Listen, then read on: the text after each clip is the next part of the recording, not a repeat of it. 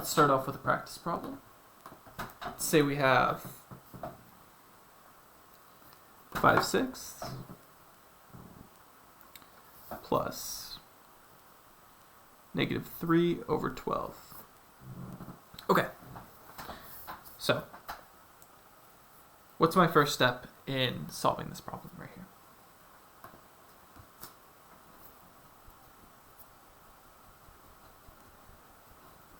Can you say that one more time?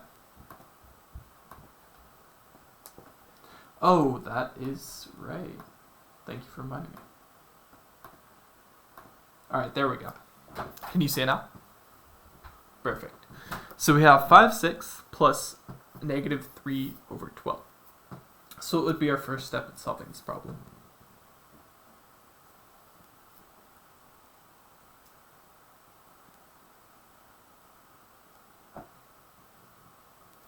Right, so we have to find a common denominator.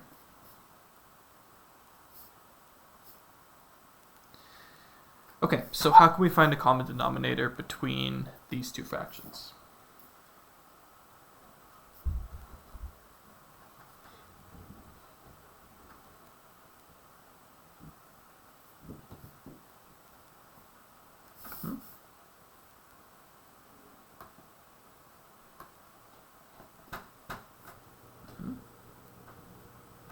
Good. So this is my first step in finding my common denominator. Now what do I do from here?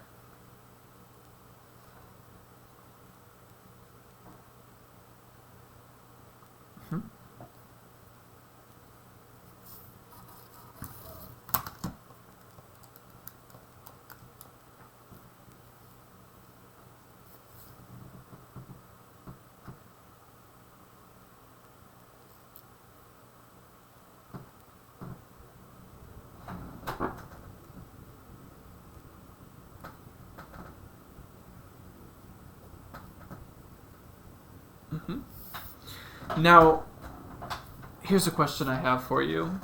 What happens when we multiply a positive number, like 6/6, by a negative number, like -3/2?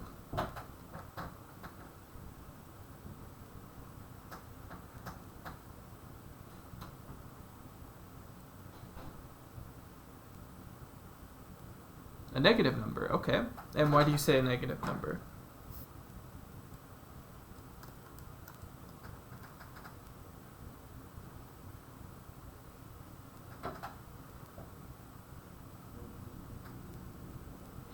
Okay, so in the end, we make it a positive number. But you're actually right, we do get a negative number when we multiply this part right here. And this is something that actually we're going to go over later in this chapter. But there's actually another method that I'm going to show you to find a common denominator where we don't run into this problem because we haven't really learned this yet. But for now, let's just say this number is negative, so 3 times 6 is 18. So we have -18. Sorry, -18. And then 12 times 5, that equals 60. And so we get 60/72 minus 18/72. And what's 60 minus 18?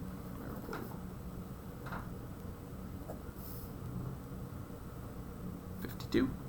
So 52/72. And I have my answer. Okay, so this is one way to find a common denominator, and it's a good way, but we kind of run into this problem where we multiply numbers of different signs, and we don't really know how to do that. So this is a good method, and it's a method that you're going to use. There's also another method to find a common denominator that I'd like to show you right now. And let me know if you've heard this before. It's called finding the least common denominator. Does that sound familiar? Oh, nice. Okay, good. So this is why the other method is good, but your teacher sometimes is going to ask you specifically for the least common denominator. So let's say I have a fraction like 1/6 plus 1/3. So how would I go about finding the least common denominator for these two fractions?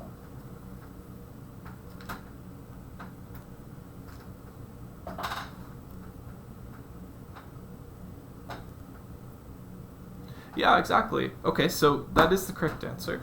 Let's talk about the process of finding that really quickly. So in order to find the least common denominator, what we're going to do is we're going to write the multiples of each of the denominators. And the multiple is basically 6 times 1, 6 times 2, 6 times 3, 6 times 4, 6 times 5. So not the numbers that go into this, because the numbers that go into, right, this would be like 3 times 2 or 6 times 1. This is something a little bit different. We're going to solve for the multiples. So we'll say multiples of 6. And we'll say, what's 6 times 1?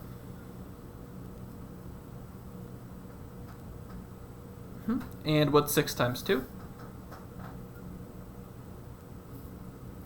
What's 6 times 3?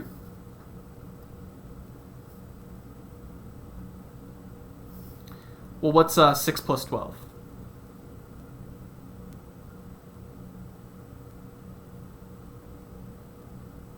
Exactly. So we listed 3 of the multiples of 6.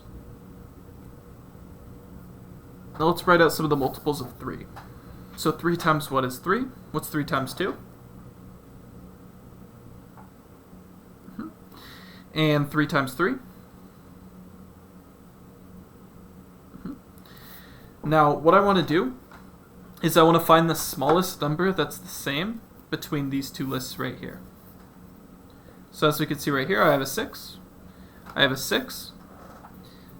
And this is my new least common denominator.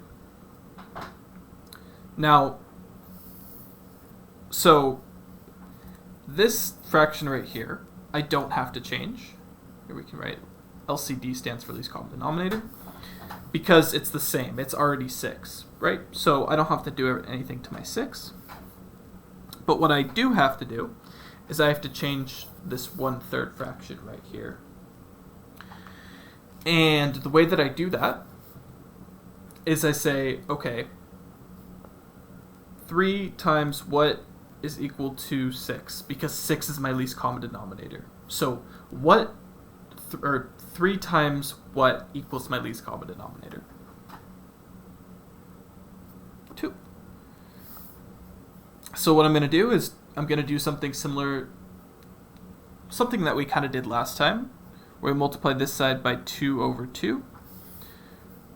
Now help me multiply this fraction. What would be my first step in multiplying these fractions right here?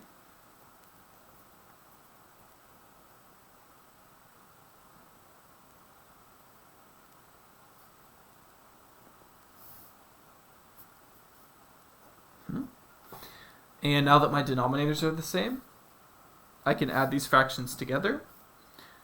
So do I add the numerators together?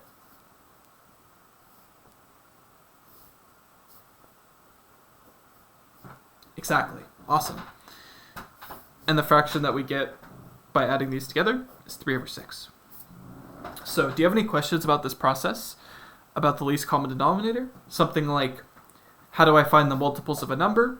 Or how do I know what to multiply my two fractions by once I do find my least common denominator? Something like that, or are you okay?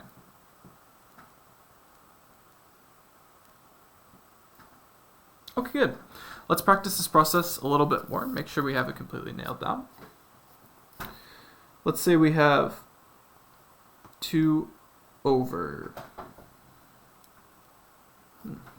What do we want to do? Let's do 5. 2 over 5 plus 4 over 15. Okay, so it's my first step in adding these two fractions together.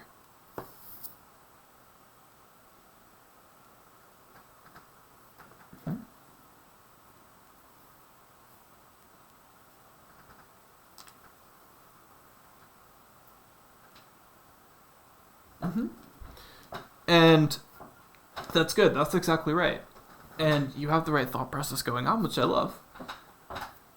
Let's make sure we never skip this step of writing out our multiples, because sometimes when we think things in our head, you know, it could be right, but if we do the same exact process every single time, we know our answer's going to be right. So you're actually right, it is 15. And we could say the multiples of 5 are 5, 10, 15, 20. And the multiples of 15. 5 times 1 is 15. 5 times 2 is 30. And the smallest number in these two lists that's the same is 15. So I know my least common denominator is going to be 15. Do I have to change this 4 over 15 fraction at all? And what can I do to this 2/5 fraction?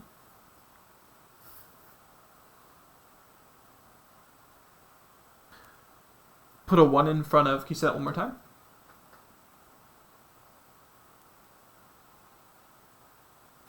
Okay, yeah. So I could just throw a 1 in there. That wouldn't be mathematically correct, but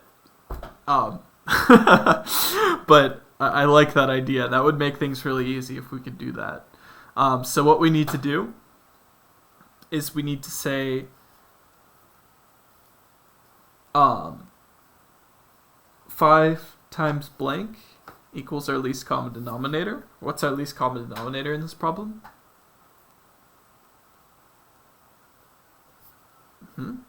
So 5 times what equals 15?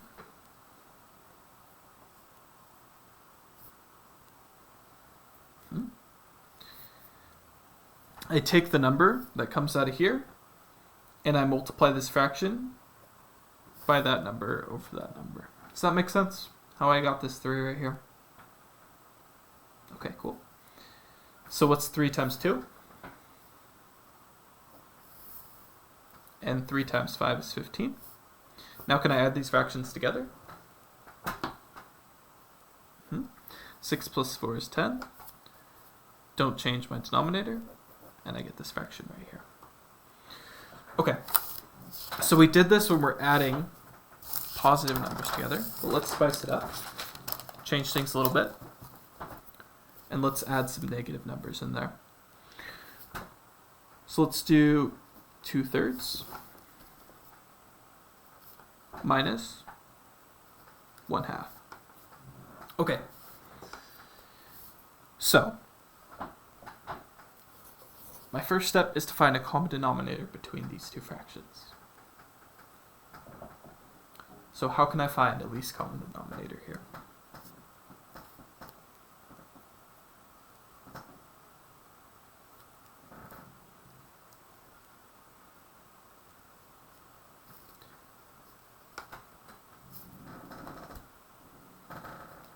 Right, so they're called multiples. Numbers, the number times other whole numbers are the multiples. So, what are my multiples of 3?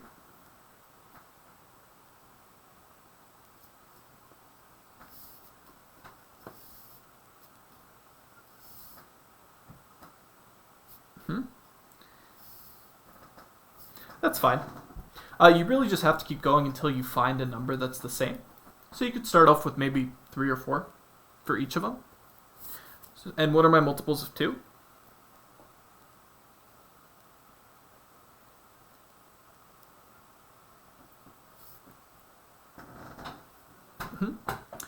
Now, how do I determine, or here's a question, do I have a least common denominator in this list of multiples?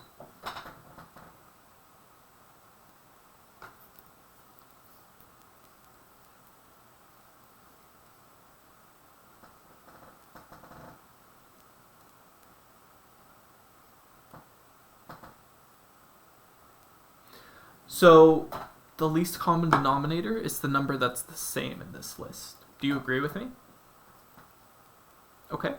And is there a number that's the same? We have 3, 6, 9, 12, 2, 4, 6, 8. Well, if we take a close look between these lists, the 6 is actually the same. No worries, hey, it takes practice to be able to do this. So after a while, you'll be able to see these numbers very quickly. So it's totally fine. Okay. So we have our least common denominator, and it's 6.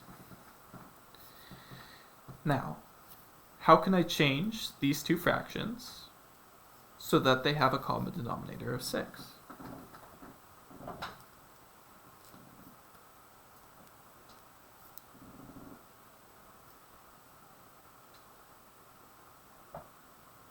And how can I do that? How can I do that with this fraction right here, just 2/3? How can I make this bottom number 6?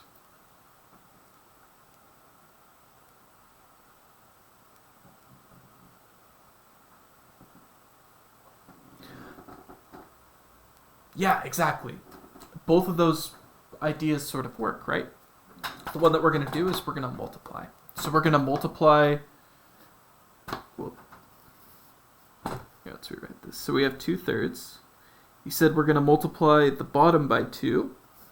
And to be able to multiply the bottom by 2, I also have to multiply the top by 2.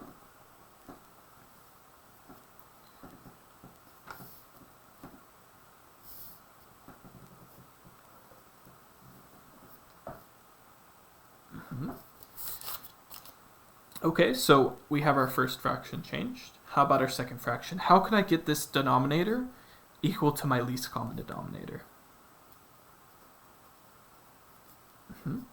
So I can multiply the bottom by 3, and what do I have to do to the numerator?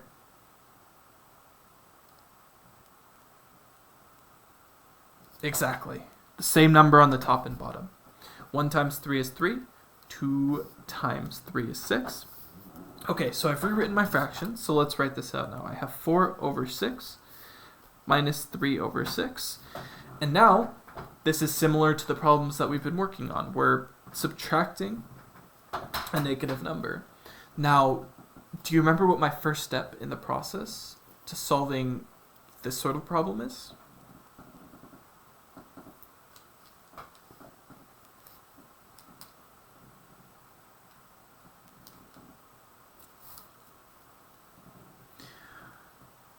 Okay. Yes, so that's one way of thinking about it, absolutely. And in that case, this actually works. So we can subtract 3 from 4. This would be 1. We get 6. And this is our answer. Now, let me pose you a question. So, really great job on this problem. What if we had 3 over 6 minus 4 over 6? Now what do we do here?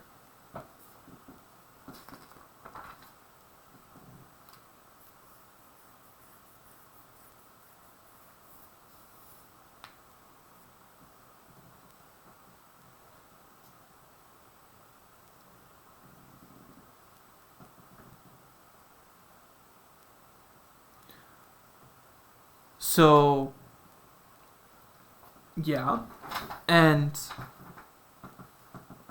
so it can be kind of confusing if we don't have a specific set of steps in order to solve this. So do you remember how last week when we had a number, or when we had an equation like 8 minus 17, we wrote the equation to be 8 plus negative 17? Do you remember how we did that? Okay, so how can I rewrite this subtraction as addition right here? It's the same idea as this.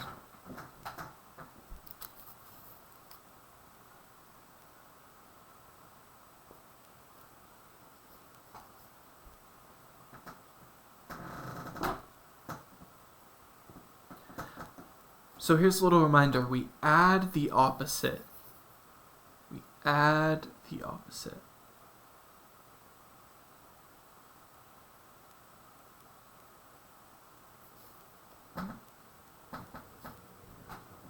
And we would add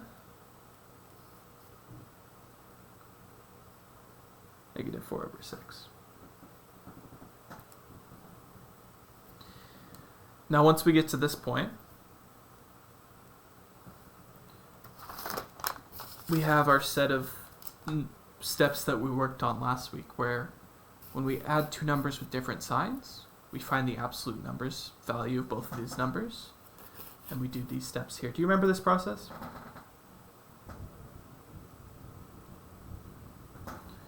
Right, so it's the same idea with these fractions right here. We just have fractions instead of whole numbers. So I find the absolute value of these two numbers. It's the absolute value of 3 over 6.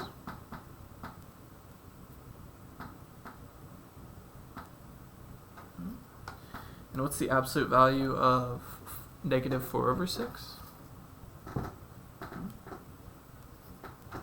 And which one of these numbers is bigger?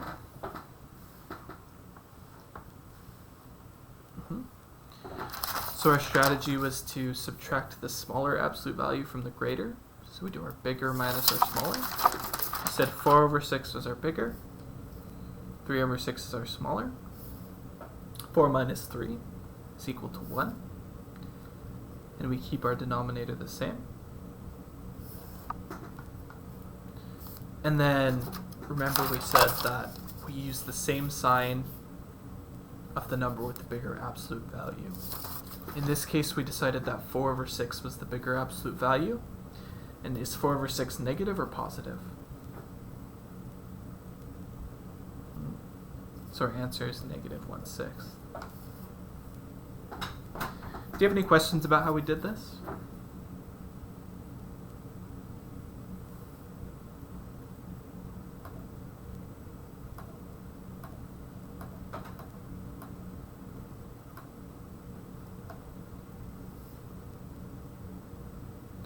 Every time it's subtraction, it's multiplication.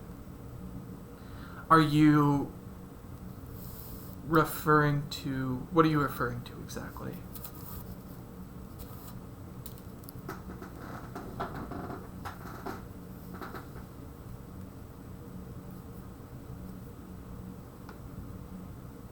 Mm-hmm.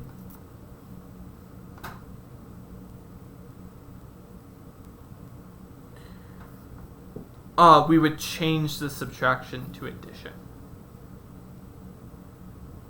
Is that what you were doing in class, or did your teacher teach you this in a different way? Okay, good. So basically what we do is we take the opposite of our second number. The opposite is, for example, the opposite of 4 over 6 is negative 4 over 6. And we add instead. So if we had, for example, 6 minus 18, what's the opposite of 18?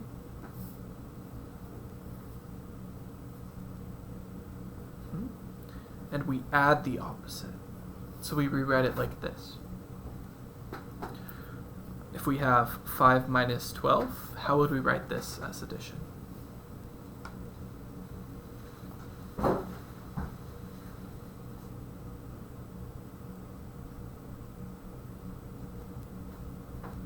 Hi, Brendan.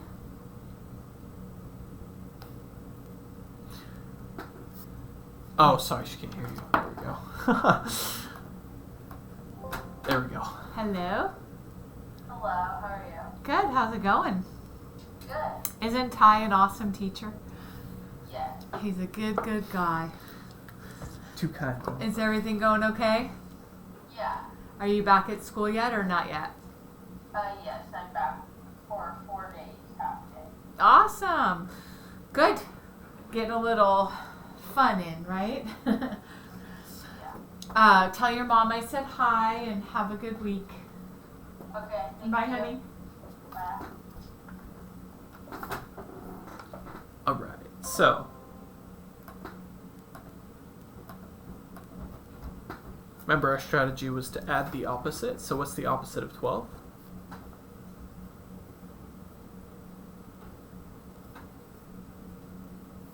How about 6 minus 18, or, oh, sorry, we just did that. 2 minus 6, how would I rewrite this as addition?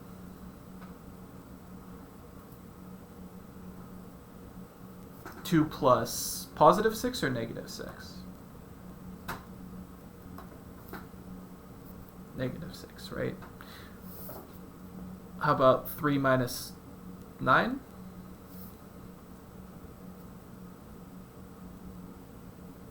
Exactly. So we add the opposite.